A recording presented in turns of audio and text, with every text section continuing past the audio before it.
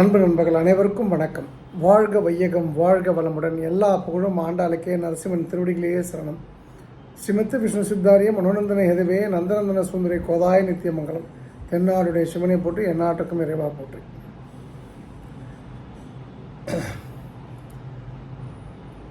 இது நிறைய விஷயங்கள் இன்றைக்கி நிறைய பாயிண்ட்ஸு. முதல் விஷயம் என்னென்னா,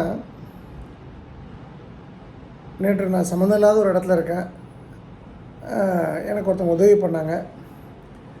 முந்தானத்து இந்த கோயம்புத்தூர் திருப்பூர் பக்கம் இருந்தேன். ஒரு ஹெல்ப் பண்ணாங்க ஒருத்தர். அவர் அந்த ஹெல்ப் நல்லபடியாக முடிஞ்சது. அதுக்கு நான் தேங்க் பண்ணியிருந்தேன். உங்களை பார்த்து ரொம்ப நாள் ஆச்சு, வாங்க வீட்டுக்கு வாங்க அப்படின்னு சொல்லி அவர் மெசேஜ் போட்டிருந்தார். உடனடியாக அவங்க எப்போ போட்டாங்களோ டிசைடட், அந்த வேலை முடிஞ்ச உடனே கடன்னு ஒரு சின்ன வண்டி எடுத்துக்கிட்டு 1:50 விழுப்புரத்தில் ட்ரெயின், 2:10 பிடிக்கணும். இப்போ தான் அந்த ட்ரெயின் டைமிங் 1:50 மாற்றிட்டாங்க. கரெக்டாக 1:47 போகிறேன். ட்ரெயின்லாம் உள்ளே வந்துடுச்சு. அதுக்குள்ளே என் நண்பர் பழனிவேல் டிக்கெட் எடுத்து வச்சுருந்தார். அப்புறம் ஏசி டிக்கெட் கொடுத்தாரு. டிடி கம்ஃபர்டபுளாக சென்னைக்கு. ஆக்சுவலாக நான் நாளைக்கு நேற்று நைட்டு ஒரு 10 மணிக்கு வர இடத்துல 5 மணிக்கே வந்துட்டேன். 4 மணி நேரம் எக்ஸ்ட்ரா கிடச்சிது. உங்களுக்கு என்ன இது மூலமாக சொல்லணும்னா, அந்த மீட்டிங் நல்லபடியாக முடிஞ்சது. That's different thing. நீங்கள் பங்க்சுவாலிட்டின்ற ஒரு விஷயத்தை மட்டும் ஃபாலோ பண்ணி பாருங்கள். ஓடுற ட்ரெயின் கூட உங்களுக்காக நிற்கும். இது நேற்று என் நண்பர் பழனிவேலும் தம்பி கோபியும் தான் கூட இருந்தாங்க. அவங்களுக்கு தெரிஞ்சிருக்கும். ஸோ மகிழ்ச்சியான ஒரு விஷயமாக நான் பார்த்தேன். ரொம்ப ஹாப்பியாக இருந்தது. அது மிஷன் இம்பாசிபிளாக இருந்த இடம். அது போல் அங்கேருந்து சம்மந்தமே இல்லாமல் ஒரு சேலம், ஆத்தூர், கள்ளக்குறிச்சி, உளுந்தூர்பேட்டை, விழுப்புரம் அந்த டைமில் வண்டி பிடிக்கிறது. ஸோ இட் ஹேப்பண்ட் பிகாஸ் நான் அந்த பங்க்சுவலாக இருக்கிறதுனால ஒன்று. ஸோ நீங்களும் பங்க்சுவலாக இருங்க, நல்லதே நடக்கும். ரெண்டாவது விஷயம்,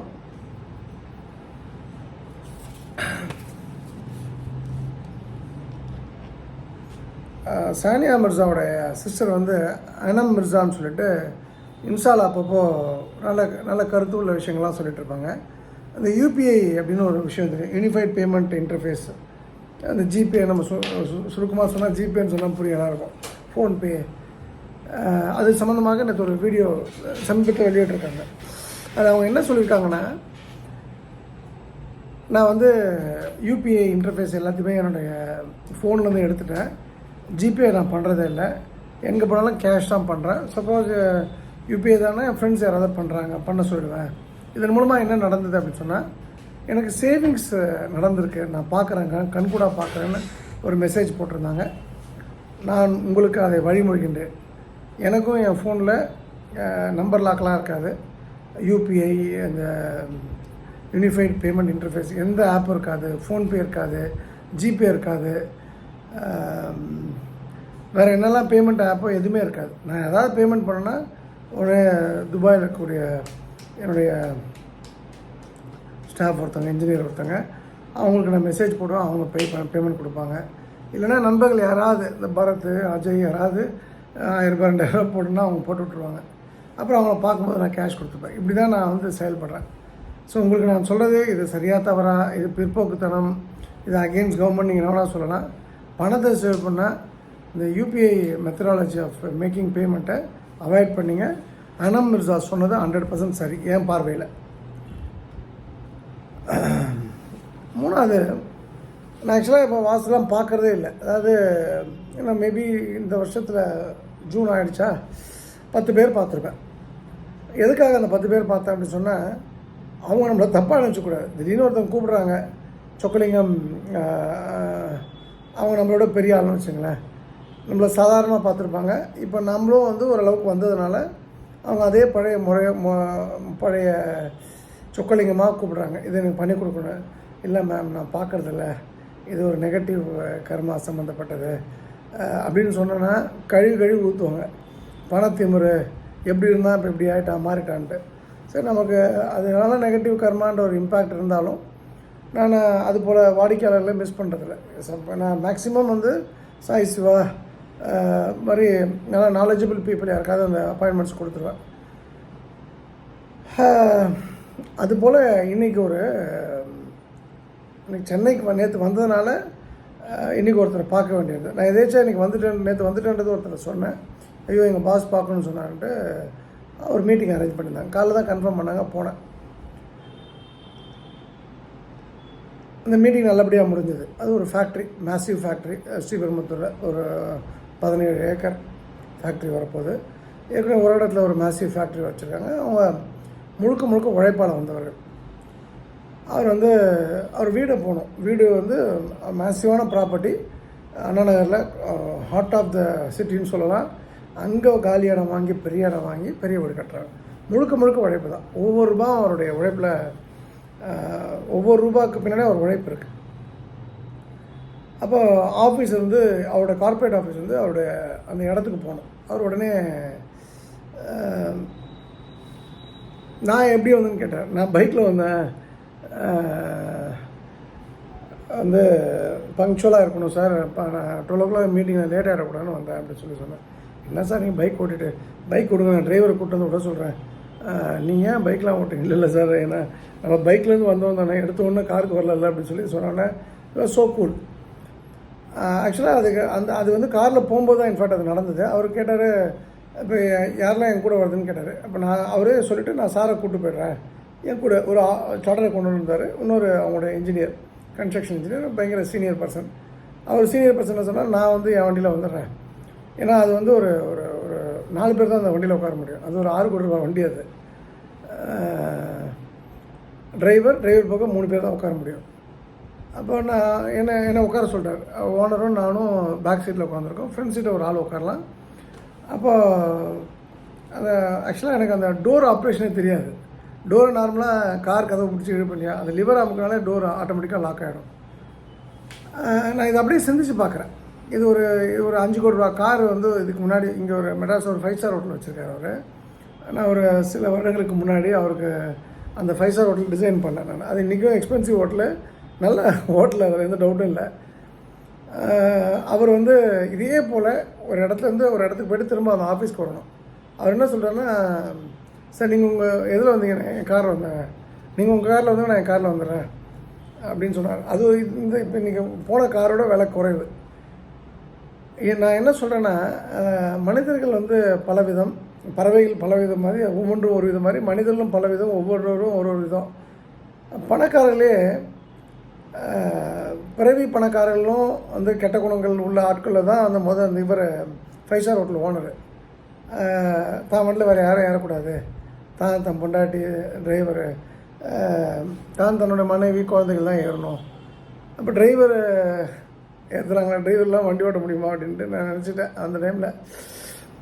இதே இப்போ இன்றைக்கி பார்த்தவர் உழைப்பால் முன்னேறி வந்தார். பெரிய பெரிய ஃபேக்ட்ரிஸ், முழுக்க உழைப்பு, ஆயிரக்கணக்கான பேர் ஒர்க் பண்ணுறாங்க. அப்படின்போது அவர்கிட்ட அந்த பெருந்தன்மை இருக்குது.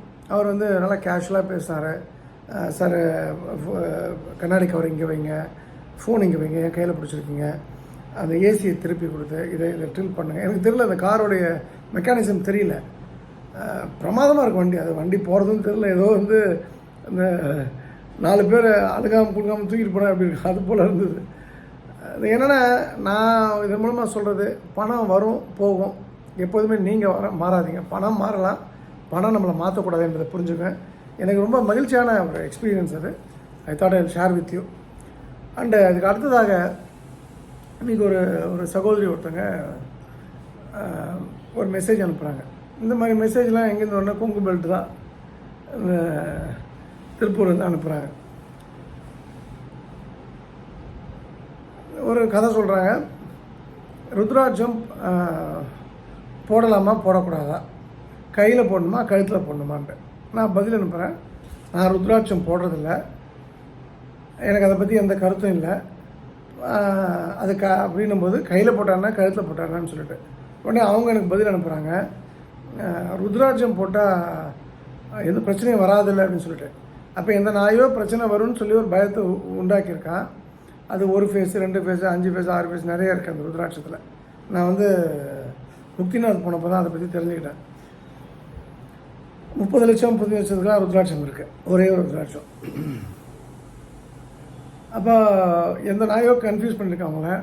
அப்போ அந்த பதில் போடுறாங்க, இந்த மாதிரி இப்போ என்னை கேள்வி கேட்குறாங்க, போட்டால் எந்த பிரச்சனையும் வந்துடாதில்ல அப்படின்னு சொல்லிட்டு. நான் பதில் திரும்ப போடல.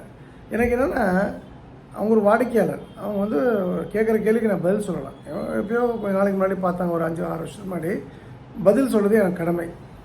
ஆனால் கேட்ட கேள்விக்கு பதில் சொன்னது பிறகு போட்டால் பிரச்சனை வருமா வராதா, ஒன்றும் இஷ்யூ இல்லையா அப்படின்னு ஒருத்தன் கேட்குறாங்கன்னா, நம்மளை முழுக்க வெட்டி பெற நினச்சிக்கான்னு அர்த்தம். அப்போ நானும் உங்களுக்கு சொல்கிறது தான், இது போன்ற கேள்வி பதிலெலாம் வந்து யாராவது வெட்டி பயல்கிட்ட யார் வேணால் வச்சுக்கலாம். நான் வந்து ஒரு சீரியஸ் நோக்கத்துக்காக நான் உயிரை கையில் பிடிச்சிருக்கேன். அந்த நோக்கம் நிறைவேறணும், அதை நோக்கி நான் வந்து பயணப்பட்டுருக்கேன். அதனால் உங்களுக்கு நான் சொல்கிறது, யாருமே இது போல் முட்டாள்தனமான அயோக்கியத்தனமான கேள்விகளை கேட்டு அவமானப்படுத்தாதீர்கள். நான் பழைய சொக்கலிங்கமாக திட்டிருப்பேன். ஆம்பளையாக இருந்தானா போட்டு ரூம் கூட்டு வந்து அடின்னு எம்ஜிஆர் ஸ்டைலில் அடிச்சிருக்கலாம். அவங்க பெண்ணாக போயிட்டாங்க, அடிக்கவும் முடியாது, திட்டவும் முடியாது. ஏன்னா அவங்கள்ட்ட நான் காசு வாங்கியிருக்கேன்.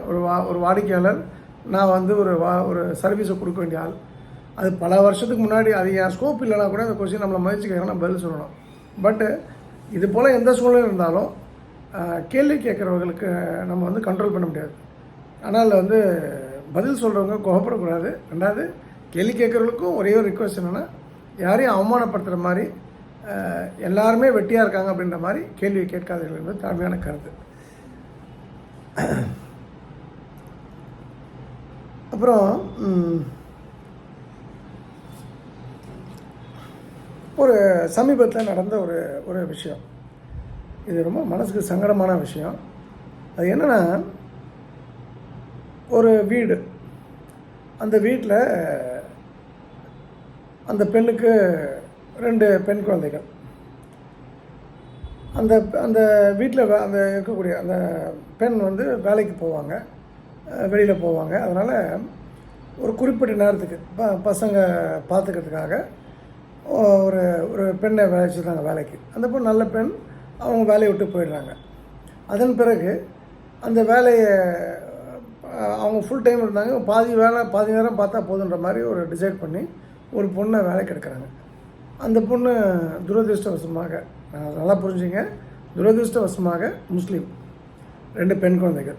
இந்த வீட்டில் ஏற்கனவே 2 பொண்ணு இருக்குது, அவங்களுக்கு ஒரு பொண்ணு ஒரு பையன்.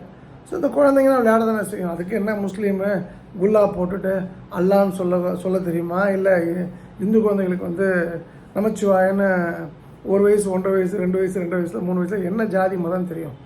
ஸோ அது பாட்டுக்கு சத்தம் போட்டு விளையாடுது. ஹவுஸ் ஓனர் வந்து என்ன கூப்பிட்டு சொல்கிறாங்கன்னா, முஸ்லீம்ஸ்லாம் வீட்டுக்குள்ளே விடக்கூடாது,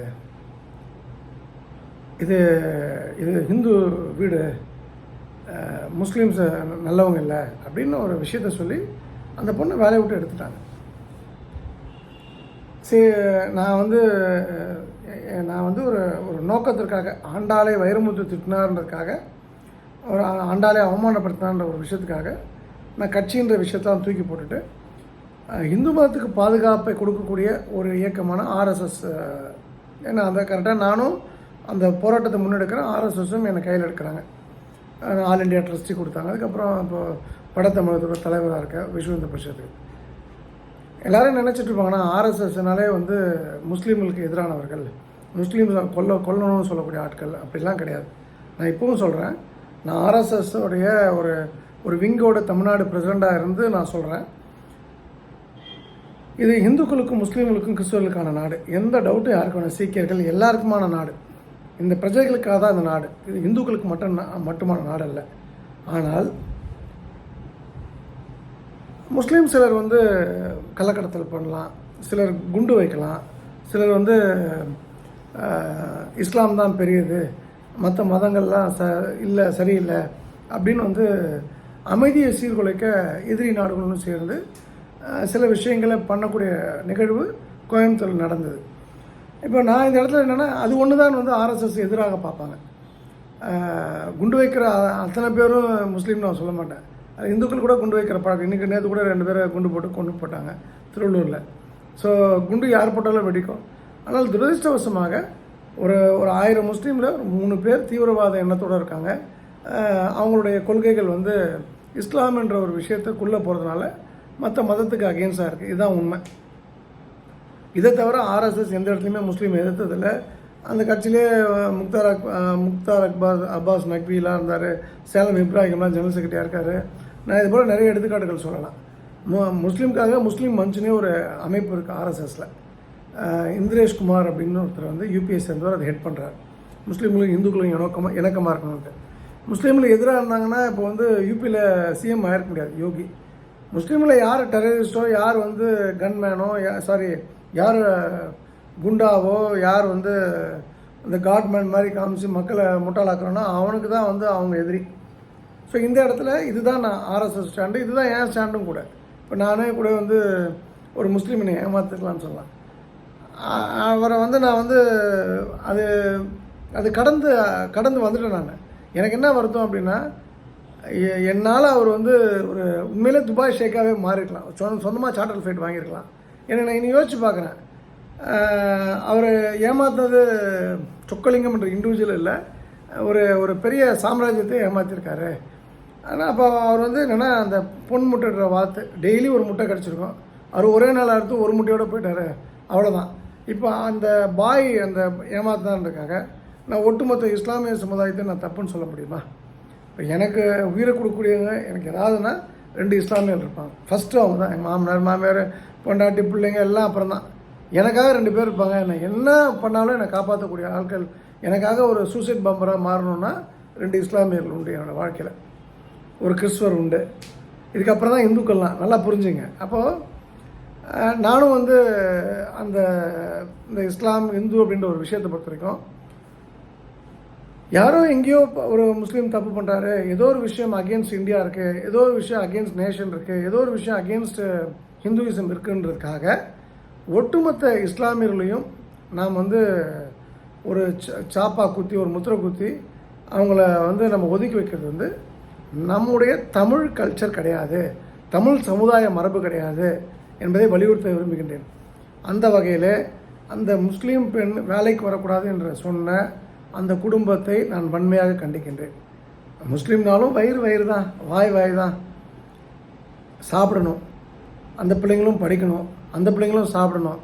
ஒரு வாய் கஞ்சி எக்ஸ்ட்ரா கொடுக்கறதுக்காக ஒரு 2 குழந்தைகள் கூப்பிட்டு அந்த பொண்ணு வேலைக்கு வரா அப்படின்னா, அப்போது அந்த இடத்துல அதில் மண்ணை போடுறான்னா அவன் எப்படி உருப்பிடுவான்? ஸோ எனக்கு ரொம்ப பெயின்ஃபுல்லாக இருந்தது. நம்ம எந்த காலத்தை நோக்கி நம்ம போயிட்டுருக்கோம்? ஸ்டோனேஜ் நோக்கி நம்ம போயிட்டுருக்கோமா? இது நல்லதா? இது சரியா? நீங்கள் தமிழ்நாட்டிலலாம் பார்த்தீங்கன்னா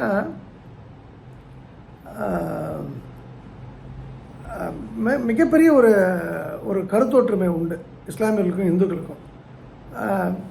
மேபி சில பிரச்சனை பண்ணால் சில விஷயங்கள் சொல்லலாம். நீ வந்து இது பண்ணி கொடுத்தா அவங்க சாப்பிட மாட்டாங்க, சாமிக்கு மந்திரிச்சு கொடுத்தா என் ஃப்ரெண்ட்ஸ் சாப்பிடுவாங்க. யாரோ ஒருத்தர் அடிப்படை இஸ்லாத்தில் தீவிரமாக இருக்கக்கூடிய ஆள் சாப்பிடணும்னு நம்ம என்ன பண்ண முடியும்? இப்போ நம்ம வந்து ஒரு பொருள் வாங்குகிறோம், இஸ்லாமிய தேசத்துலேருந்து பொருள் வாங்குகிறோம், பெட்ரோல் வாங்குகிறோம், இஸ்லாமியிட்ட பொருள் வாங்குகிறோம், அவங்க நம்மகிட்ட பொருள் வாங்குறாங்க. இது ஒரு அவங்களுக்கு அந்த மதம் பிடிச்சிருக்கு, நமக்கு இந்த மதம் பிடிச்சிருக்கு.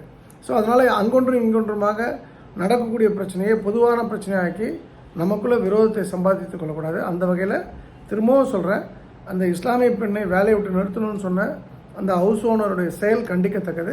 எனக்கெல்லாம் வந்து பவர் இருந்தது, போலீஸ் பவர், என்ன சொல்கிறது, மினிஸ்ட்ரியல் பவர் இருந்ததுன்னா நிச்சயமாக நான் குண்டாஸ் அடிப்பேன் அந்த ஃபேமிலி மேலே. அது என்ன திமிரு அது? அதனால் வந்து நீங்கள் அப்படி இருக்காதீங்க, அது நல்லதல்ல, அது கவனத்தில் வச்சுங்க. அப்புறம் வந்து சின்ன updates. Hindustan chamber of commerce வந்து இந்து மேனிஃபெஸ்டோ அப்படின்னு சொல்லி சுவாமி விக்யானந்த்ஜி எழுதின புக்கை வந்து அவர் கையாலே 1/7/2025 அன்று Kasturi Srinivasan hall, music academy, TTK road,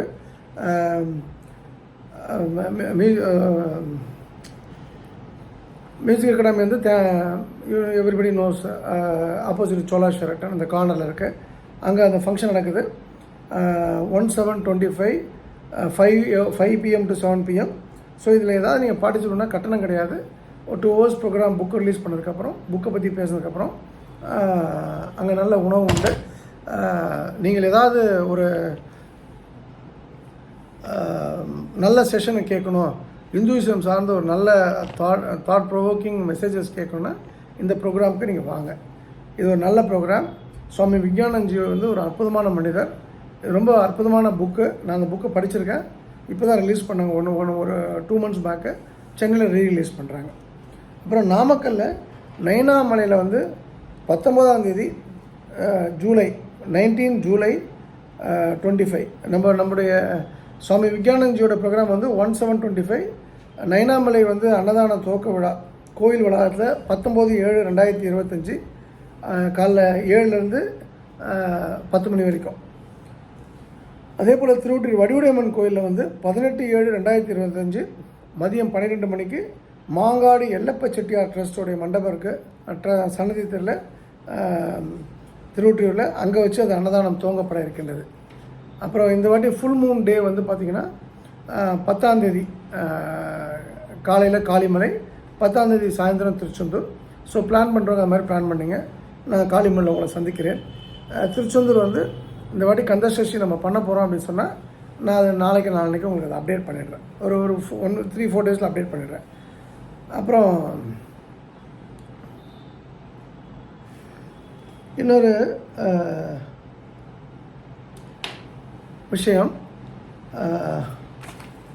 நீங்கள் தண்ணி பாட்டில் வச்சுருக்கீங்க, அது மினரல் வாட்டரோ வீட்டிலேருந்து பிடிச்ச ஹாட் வாட்டரோ, உங்களோட அனுமதி இல்லாமல் அந்த பாட்டிலை யாராவது எடுத்து குடிக்கிறதும் எடுத்து குடிக்கிறத நீங்கள் அனுமதிக்காதீங்க. அது என் வாயில் கொச்சையாக வந்தது. அது வந்து ரொம்ப டெட்லி பேட் ஹேபிட்.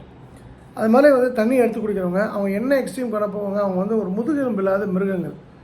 எதாக இருந்தாலும் ஒரு பர்மிஷன் கேட்கணும். எடுத்து குடிக்குவேன், தண்ணி தாங்க இருக்குது, இந்த பாட்டில் எடுத்துக்குவா, இதை நான் குடிக்கலாமா அப்படின்னு சொல்லக்கூடிய ஆட்கள். இது போல் தண்ணியை வந்து திருடி குடிக்கிறது, கேட்காம குடிக்கிறவங்க அத்தனை பேருடைய ஃப்ரெண்ட்ஷிப்பையும் கட் பண்ணிவிடுங்க. வெள்ளிக்கிழமை அதுமாக நான் சொல்கிறேன், there is a reason for இட்டு. இது ரொம்ப பவர்ஃபுல்லான ஒரு விஷயம், ஞாபகம் வைத்துக்கொள்ளுங்கள். அண்டு ஸ்மார்ட் பிஸ்னஸ் பற்றி எனக்கு ஒரு விஷயம் கேட்டிருந்தாங்க. நான் அயர்ன் பண்ணுறேன், இது எப்படி நான் ஸ்மார்ட் பிஸ்னஸ் பண்ணுறது அப்படின்னு ஒருத்தர் கேட்டிருந்தாங்க. அவங்களுக்கு என் பதில் என்னென்னா, இப்போ பொதுவாக ஒரு பேண்ட்டு சட்டை அயர்ன் அப்படின்னா 10 ரூபாயிலேருந்து 20 ரூபா, depends on the place, charge பண்ணுறாங்க. இது எப்படி நம்ம புத்திசாலித்தனமான அதிக லாபம் ஈட்டக்கூடிய விஷயமா பண்ணலாம்? அம்மா நீங்கள் எதுக்குமா துவைக்கிறீங்க, கூட 30 ரூபா கொடுத்தா நான் துவைச்சி கொடுத்துருவேன், உங்களுக்கு தண்ணியும் மிச்சம், நான் அழகாக வாஷிங் மிஷினில் போட்டு கொடுத்துருவேன், 40 ரூபா 45 ரூபான்னு ஏதாவது நீங்கள் கூட அந்த அயர்ன் பண்ணுறதுக்கு 15 ரூபானா கூட 25 ரூபா 30 ரூபான்னு சொன்னால் எல்லாருமே அதை அக்செப்ட் பண்ணிப்பாங்க. இன்ஃபேக்ட் நான் வந்து ஒயிட் ஷர்ட்லாம் போட்டால் அப்படி தான் நான் வந்து வெளியில் கொடுத்துருவேன். 60 ரூபா 60 70 ரூபா வாங்குவாங்க. அவனே துவைச்சி அவனே அயர்ன் பண்ணி கொடுத்துருவாங்க. அது வந்து அந்த வாட்டர் சாக்கெட்டில் துவைக்காமல் பார்த்துங்க. அது நீங்கள் கடையை தேர்ந்தெடுக்கும் போது உங்கள் கண்ணு முன்னாடி அந்த வாஷிங் நடக்கிற இடமா நீங்கள் பார்த்துங்க. ஸோ அதில் வந்து அது ஸ்மார்ட் ஒர்க். இப்போ நம்பர் 2 வந்து இப்போ நீங்கள் எல்லாம் பார்க்கலாம், வந்து ஒரு லாஸ்ட் ஒரு 4 நாளாக பார்த்தீங்கன்னா கூமாப்பட்டின்னு சொல்லிட்டு விருதுநகர் பக்கத்தில் ஒரு ஊர் இருக்குது. ஒருத்தர் தங்கப்பாண்டியன்னு ஒருத்தர் ஒரு வீடியோ ரீல்ஸ் போட்டிருக்காரு இன்ஸ்டாவில். அது வந்து இந்த பக்கம் பாருங்கள் அமெரிக்கா, இந்த பக்கம் பாருங்கள் ஆஃப்ரிக்கா, இந்த பக்கம் பாருங்கள் அப்படின்னு சொல்லி அமேசான் காடுகள், எங்கள் தண்ணியை குடித்தானா வந்து லவ் ஃபெயிலியராக இருக்கும் கூட மனசு சரியாயிடும், இந்த தண்ணியை குடித்தாங்கன்னா பிரிஞ்சவங்க சேர்ந்துருவாங்க. சும்மா ஜாலியாக ஒரு வீடியோ போட்டிருக்காரு. அது இன்றைக்கி வேர்ல்டு ட்ரெண்டிங் அது அந்த வீடியோ. அப்போது இப்போ கூமாப்பட்டி தங்கப்பாண்டியனுடைய வழியில் நான் சொல்கிறேன், இந்த இன்டர்நெட் அப்படின்றது ரொம்ப பவர்ஃபுல்லான விஷயம். அதுலேயும் குறிப்பாக இந்த சோஷியல் மீடியாஸ்லாம் வந்து ஃபேஸ்புக்கு, யூடியூபு, அப்புறம் வந்து இன்ஸ்டாகிராம், லிங்க்டின்னு, இது மாதிரி நிறைய இருக்குது. இதெல்லாம் வந்து நீங்கள் வந்து உங்களுடைய சந்தைப்படுத்த தெரிஞ்சதுன்னா நீங்கள் வந்து பெரிய லெவலில் ஜெயிக்கலாம். இது போல் ஒரு நெட்வொர்க்கை யூஸ் பண்ணணும். இது போல் என்ன சொல்கிறது, சோஷியல் மீடியாவை யூஸ் பண்ண தெரிஞ்சிருக்கணும். 3வது விஷயம், நாம் வேலை பார்க்கக்கூடாது, அவுட் சோர்ஸ் பண்ணிடணும். நீங்கள் வாங்குறீங்களா, ஒரு இந்திக்காரன் இருக்கானா, அவனுக்கு சம்பளம் கொடுத்தீங்கன்னா 4 நாள் வேலை பார்ப்பான், 5 நாள் ஓடி போயிடுவான். அதுக்கு பதில் நான் உனக்கு ஆர்டர் எடுத்து தரேன், 12 ரூபா எனக்கு கொடுக்குறாங்க, உனக்கு 8 ரூபா தரேன், 7 ரூபா தரேன் அப்படின்னா, அவன் 100 சட்டை போட்டோன்னா 700 ரூபா, அவன் வேலை பார்த்தா 600 ரூபா கிடைக்கும். அவன் 150 சட்டை போட்டோன்னா 1100 ரூபா கிடைக்கும். அப்போ அது போல் அவனுக்கு வந்து எடுத்து சொல்லி அவனை நீங்கள் பண்ண சொன்னீங்க அப்படின்னு சொன்னால், அவுட் சோர்ஸ் பண்ணிட்டீங்கன்னா உங்களுக்கு அதிக லாபம் கிடைக்கும், நிறைய கடைகள் நடத்த முடியும். ஸோ இதுதான் வந்து அயர்ன் பண்ணுற அந்த அம்மா கேட்டதுக்கான என்னுடைய ஆன்சர். நிறைவாக ஒரு விஷயம் என்னென்னா, நேற்று ஒருத்தர் வந்து ஆணோ பெண்ணோ 2 மாதத்துக்கு முன்னாடி யூடியூப்பில் ஜாயின் பண்ணுறாங்க, ஒரு கமெண்ட் போட்டிருந்தாங்க. நீங்கள் தேன் ஒழுக பேசி ஒரு இடம் சம்மந்தமாக ஏமாத்திருக்கீங்க அவங்க கதி அப்படின்னு சொல்லிட்டு எனக்கு வந்து ஆக்சுவலாக வந்து நான் அதுக்கு பதில் போட்டேன். நான் டைப் பண்ணேன். அப்போ நான் வந்து யூடியூப்பை பொறுத்த வரைக்கும் திடீர்னு ஒரு நெகட்டிவ் கமெண்ட்டுக்கு நம்ம பதில் போடுறோம், அவனுக்கு நம்ம திரும்ப பதில் போட்டிருக்கோன்னு வச்சுங்களேன், அது நம்ம டைம் வேஸ்ட்டு, மனசுக்குள்ளே ஒரு எரிச்சல் இருக்கும். அது ஒரு 10 இடத்துல அந்த எரிச்சல் பிரதிபலிக்கும். அப்போ நான் அதை டெலீட் பண்ணிட்டு அந்த கமெண்ட்டை வந்து ஸ்க்ரீன்ஷாட் மட்டும் எடுத்து வச்சுட்டு அந்த கமெண்ட் போட்டு ஹைட் பண்ணி அவரை பிளாக் பண்ணிட்டேன். சொக்கலிங்க அப்போ நீ தப்பு பண்ணியிருக்கியா அப்படின்னு கேட்டேன். நான் அந்த அர்த்தத்தில் நான் சொல்லலை. நான் திரும்பவும் சொல்கிறேன், எப்போதும் நேற்றும் இன்றும் நாளைக்கும் ஒரு விஷயத்தில் என்னை வந்து நீங்கள் அடிச்சுக்க முடியாது அப்படின்னா, நான் பண விஷயத்தில் பர்ஃபெக்டான ஆள். எனக்கு பணம் 10 ரூபா வந்தால் கூட நான் நேர்மையாக அதை சொல்லி தான் வந்து அந்த 10 ரூபா சம்பாதிப்பேன். எனக்கு 8 ரூபா 6 ரூபா என்ன அடக்க விலை, நான் உங்களுக்கு 10 ரூபா கொடுக்குறேன், எனக்கு வந்து இந்த பேனா 1 ரூபாய்க்கு வாங்கினேன் 2 ரூபா கொடுக்குறேன், இப்படி தான் சொல்லுவேன். இப்போ நான் மணி ஒர்க் ஷாப்பில் கூட ஒரு பொருள் விற்கும்போது இதோட அடக்க விலை 10,000 ரூபாய், நான் உங்களுக்கு வந்து ஏலத்தில் 12,000 ரூபாய்க்கு விற்றேன் அப்படின்னு சொல்லி ஒரு விழுப்புரத்தை சேர்ந்த தம்பிக்கு ஒரு அந்த பொருளை விற்றேன். இன்னொரு பொருளை விற்கும்போது இதோட அடக்க விலை இது, இந்த பொருளை வந்து இந்த ரேட்டுக்கு உங்களுக்கு விற்கிறேன். ஃபோன் பண்ணி ஸ்பீக்கர் ஃபோனில் போட்டு ஃபோனை பண்ணி ஸ்பீக்கரில் போட்டுப்போ அவங்களும் அதே தான் சொன்னாங்க. அவங்க புது ஆட்கள் ஸ்டன்னாக இருப்பாங்க. ஸோ நான் பண விஷயத்தில் ரொம்ப தெளிவான ஆள். இப்போ இது போல் கமெண்ட் போட்டவங்க எனக்கு ஒரு 1000 பேருக்கான வச்சுங்களேன், எனக்கு தெரிஞ்சவங்க. அதில் 998 பேர் என்னை பிடிக்கும், மிச்சம் 2 பேரில் ஒருத்தருக்கு என்ன பிடிக்காது, அந்த ஒருத்தருக்கு என்ன பிடிக்காமல் இருக்கும். அப்போது அந்த 2 பேரில் யாரோ ஒருத்தருக்கு கமெண்ட் போட்டிருக்கணும். அது நான் வந்து யார் போட்டிருப்பாங்கலாம் ஆராய்ச்சி பண்ணால் நேரம் கிடையாது, ஏன்னா வேஸ்ட் ஆஃப் டைம். அவங்க நியாயமான ஆளாக இருந்தால் என்ன சொல்லியிருக்கணும், சொக்கலிங்கம் என் நம்பர் இருக்குது, ஆஃபீஸ் நம்பர் இருக்குது, சாய் சிவா நம்பர் இருக்குது, என் நம்பர் கேட்டால் கொடுப்பாங்க, இது மாதிரி ஏதோ ஒரு ப்ராப்ளம் பேசுனா கொடுப்பாங்க. அப்போ என்ன பண்ணியிருக்கணும், நேராக என் வீட்டுக்கு வந்திருக்கணும், திருநெல்வேலிக்கு வந்திருக்கணும், இல்லை குற்றாலத்துக்கு வந்திருக்கணும், இல்லை சென்னைக்கு வரணும், நந்தனா ஆஃபீஸ் இருக்குது, 4 இடத்துல என்னை பிடிக்கலாம். நான் தப்பு பண்ணியிருந்தேன் அப்படின்னு சொன்னால் சொக்கலிங்க நீ நானும் உட்காருவோம், நீ பண்ண தப்பை நான் சொல்கிறேன், லைவ் வீடியோ போடு அப்படின்னு சொன்னால் நான் போடுவேன். நான் தப்பு பண்ணேன் அப்படின்னு சொன்னால் எனக்கு அந்த தைரியம் இருக்குது. என்னோடய ப்ராட்டப் அப்படி, நான் தாமிரபரணி தண்ணியை குடிச்சுவேன். திருநெல்வேலிக்காரனுக்கு இந்த ஹேபிட் கிடையாது. இது 100% மார்க் மை வேர்ட்ஸு. எனக்கு அதுக்கு தைரியம் இருக்குது, தில்லு இருக்குது, திராணி இருக்குது. எனக்கு என்னென்னா இது வந்து ஒரு தவறே பண்ணியிருக்கேன் வச்சுக்கிங்கன்னா, நேரில் வந்து பேசுறது ஒரு ஏன்னா அது மாதிரி சம்பவமே நடக்கலை அப்படின்னும்போது அதை விட்டுட்டு ஒரு கமெண்ட் யூடியூப்பில் போட்டு அதில் என்ன ஒரு குரூரம் என்ன ஒழிஞ்சிருக்குன்னு தெரியல. அவங்களோட அப்பா என்ன சொல்கிறது, அவங்களுடைய எப்படி சொல்கிறது, இப்படிலாம் கூட வளர்த்துருக்காங்க பிள்ளைகள் அப்படின்றது தான் வருத்தத்துக்குரிய விஷயம். இதுக்கு இன்னொரு ஒரு எக்ஸாக்ட் உதாரணம் சொன்னால், ஒரு 4 நாளைக்கு முன்னாடி ஆஃபீஸில் ஒருத்தவங்க ஃபோன் அட்டன் பண்ணுறாங்க, ஒரு ஸ்டாஃபு. சொக்கலிங்கம் வந்து ஆர்எஸ்எஸ்லாம் யூஸ் பண்ணுவான்னு சொல்லுங்கள், அவரு ஏகப்பட்ட இந்த வீடியோவில் இந்த கமெண்ட்லாம் பண்ணுறேன், எந்த கமெண்ட் ஒன்றும் சொல்லலை, என் ஃபோன்லாம் டேப் பண்ணுறாரு, ரெக்கார்ட் பண்ணுறாரு போலீஸ் வச்சு, எனக்கு லூஸ் மாதிரி ஏதோ பேசியிருக்காங்க. நான் கிளாஸ் எடுத்திருந்தேன். உடனே அந்த நம்பர் வந்தோடனே என்கிட்ட ஃபோன் கொடுத்தாங்க, யாரோ ஃபோன் வச்சு தான் கொடுத்தாங்க. ஃபோன் வந்துருக்கணுன்னே என் நண்பர் ஒருத்தர் ஃபோனில் வந்து நான் போட்டு, என்னங்க நான் சொக்கலிங்கம் பேசுகிறேன், நான் பேச சொல்லுவேன், நீங்கள் யாருங்க, நான் யாருன்னு தெரியாமல் அளவுக்கு போயிடுச்சேன். செம்ம போவோம் எனக்கு, நீ யாருன்னு எனக்கு தெரியாது, நீ சொன்ன சம்பவமே நடக்கலை, முட்டாள்தனமாக ஏதாவது பண்ணிகிட்டு இருக்காத, நான் ஏதாவது தப்பு பண்ணால் போலீஸில் போய் கேஸ் ஃபைல் பண்ணேன். நான் ஒன்றும் போய்ட்டு நான் தப்பு பண்ணேன் அப்படின்னு சொல்லி வக்கீலை வச்சு ஜாமீன்லாம் எடுக்கலைண்ணே. நான் தப்பு பண்ணால் அதுக்கு தண்டனை 6 மாதம் ஜெயிலில் இருப்பேன் நான். அப்போது நீங்களும் உங்களுக்கு நான் சொல்கிறது தான், யாராவது உங்களுக்கு பணம் கொடுக்கலையா, யாராவது உங்களை ஏமாத்துறாங்களா, யாராவது உங்களை ஏமாற்றிட்டாங்களா, நேரடியாக போய் கேளுங்க, அதுதான் சரி. அது பின்னாடி ஒளிஞ்சிருந்த ஆர்டர்லாம் தப்பு. ஸோ உண்மை என்னன்னு தெரியும். அப்போ அதுதான் நான் இங்கே இடத்துல சொல்ல வேண்டிய விஷயம். ஸோ லைஃப்பில் வந்து இந்த கூமாப்பட்டி தங்கப்பண்ணின் மாதிரி ஒரு சிலர் ரொம்ப அபரிதமான ஒரு பிரில்லியன் மைண்ட் செட்டோடு இருப்பாங்க. ஒரு சிலர் பார்த்தீங்க, ஒரு சிலர் நிறைய பேர் பார்த்தீங்கன்னா இந்த கூமுட்டை மாதிரி இந்த மாதிரி மூலையோடு இருப்பாங்க. அவங்க வந்து உண்மையிலே வந்து எப்படி சொல்கிறது, நான் அனாதன்னு கூட சொன்னேன். அனாதன்னு சொன்னால் அந்த குழந்தைங்களுக்கு அசிங்கம், அந்த அனாதை இந்த பூமியில் வாழ்ந்துருக்க குழந்தைங்களுக்கு அசிங்கம். அதாவது கேர் ஆஃப் பிளாட்ஃபார்ம் தான் சொல்லணும். அட்ரஸ் இல்லாத ஒருத்தன் தான் இது மாதிரி விஷயங்கள் பண்ண முடியும். நான் இப்போ சொல்கிறேன், என் மேலே ஏதாவது கம்ப்ளைண்ட் இருக்குது அப்படின்னு சொன்னால் 9442636363 இந்த நம்பரை தொடர்பு கொள்ளுங்கள். நான் வந்து உடனே எனக்கு சொல்லுவாங்க, டைம் கொடுக்குறேன், நீங்கள் உட்காருங்க, நான் உட்கார்றேன். நான் தப்பு பண்ணால் நான் தப்பு பண்ணிட்டேங்க, என்னால் உங்களுக்கு இந்த நஷ்டமா, நாங்கள் பணம் வாங்கிக்கிங்க.